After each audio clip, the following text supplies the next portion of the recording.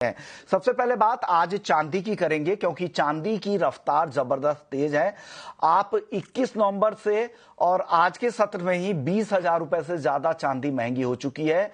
1,75,500 का नया हाई चांदी ने लगाया है और चांदी के अगले कॉन्ट्रैक्ट की अगर बात करें दिसंबर के बाद जो मार्च का कॉन्ट्रैक्ट है वो तो 1,78,000 रुपए के ऊपर भी चांदी यहां पर निकल चुकी है। जबरदस्त रफ्तार कह सकते हैं। 1,78,600 के ऊपर चांदी का मार्च का वायदा है। एक तूफानी रफ्तार यहां पर दिख रही है। हमारे साथ दिनेश सोमानी है प्रो इंटेलिट्रेड सर्विसेज से। Dinesh ji good morning.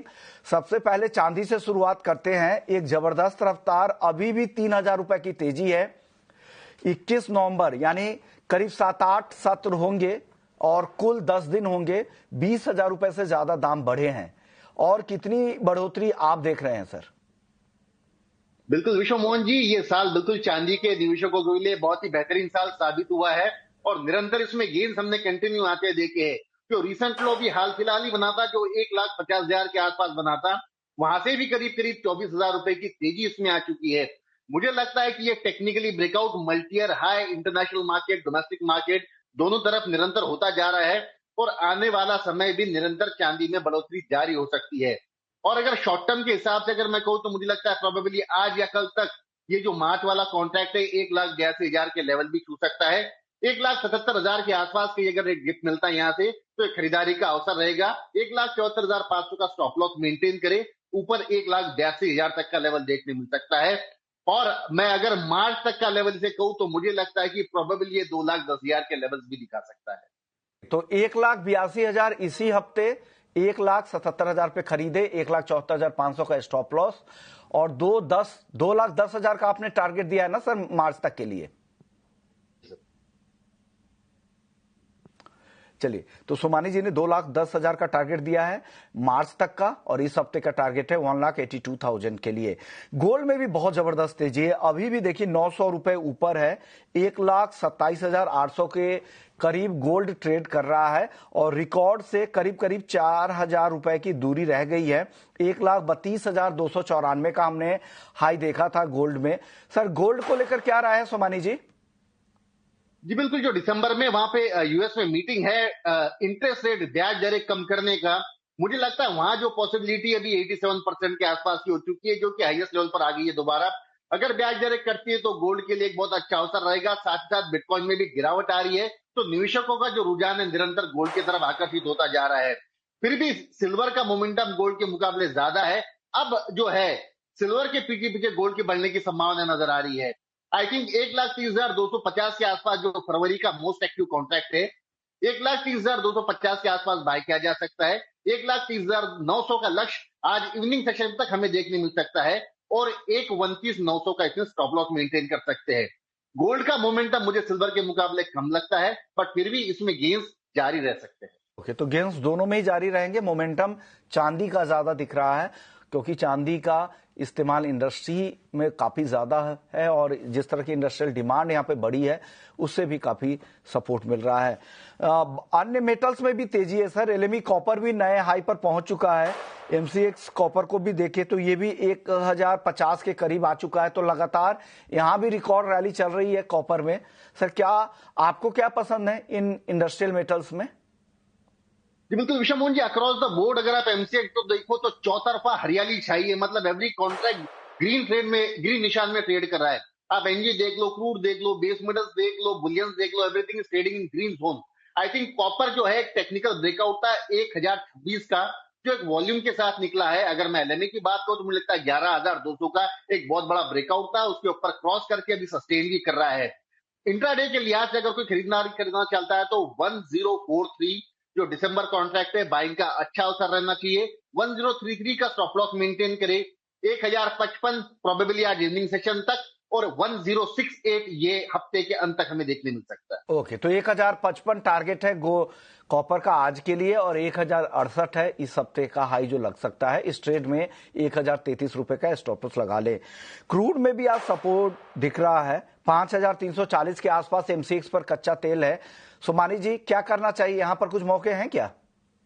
बिल्कुल ये ऐसा काउंटर है जिसमें बहुत बड़ी तेजी या बहुत बड़ी मंदी की संभावना कम नजर आती है। 5210 के आसपास नीचे का लेवल है, 5440-50 का अपसाइड लेवल है। आई थिंक 5270-80 के आसपास आए तो इसमें खरीदारी करना चाहिए। ऊपर में 5410-20 के लेवल से दिखा सकता है और 5200 का स्टॉप लॉस मेंटेन करे। यहाँ पर एक रेंज बाउंड एक्टिविटी है और ट्रेड इंट्राडे के लिहाज से ही करना चाहिए। और एक्टिविटीज दिख रही है, लेकिन इंट्राडे के लिए ट्रेड आप यहां पर कर सकते हैं। नेचुरल गैस में कोई ऑप्शंस में कॉल है क्या सोमानी जी आज?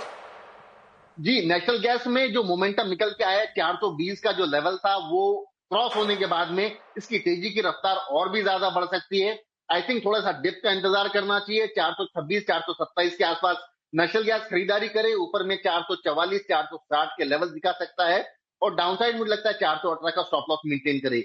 मुझे 425 का जो कॉल है वो लेना पसंद है, बट यहां से थोड़ा सा 4 से 5 रुपया नीचे मिलता है।